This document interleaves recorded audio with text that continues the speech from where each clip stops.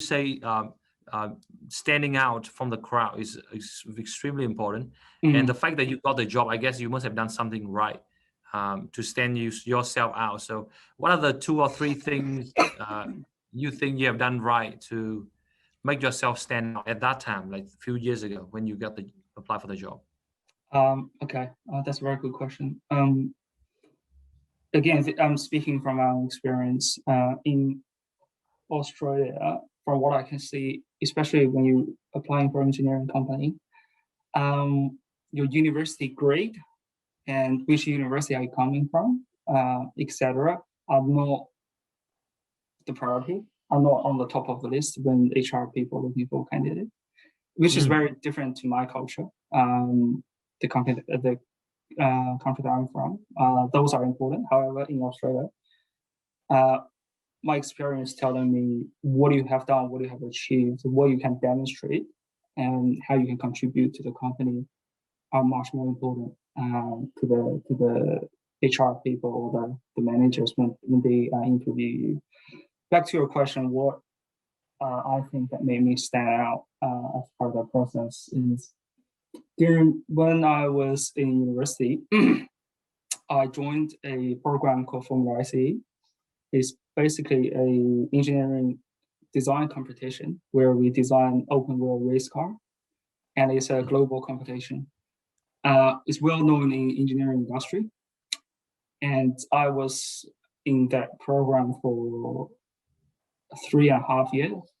And the last year I was the team leader or the chef engineer for the team as well. So that experience really helped me to demonstrate that I not only have the technical knowledge that I learned from the lecture, but I also have hands-on experience. And I've actually built things.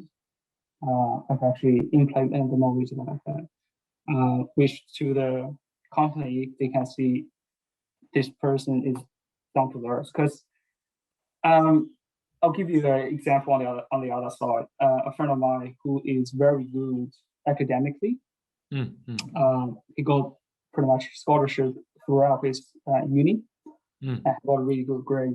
However, when he was looking for work, he put a lot of during the interview, he put a lot of emphasis on how good he is, what he has done to get those good high grade, and that was not very successful. Oh, wow. So if I have to give you one advice, that would be emphasize on your practical skills rather than saying, you know, I got a PhD of this subject. It doesn't really make much. It's probably better if you tell whoever's interviewing you, I've done project like this, I have worked on things like even at uni, if there's any practical experience that you have, use those to demonstrate you can actually do things, not just getting a high mark from the exam. It's still important, but that doesn't help you to stand out. That's what I'm trying to say. Got you. And I think it's such a valid point, because I think a lot of people thought that they need to have a paid job to be considered as an experience. Yeah. But apparently it's not, isn't it? You gotta start from somewhere. Everyone starts from zero.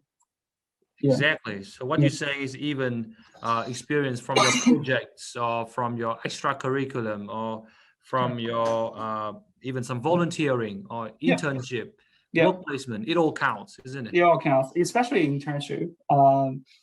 There are, especially in the consultancy space, they tend to recruit the people that have done internship with them.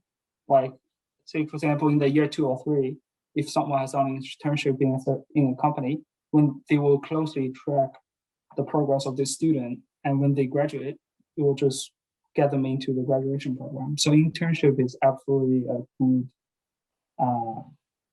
way to open the door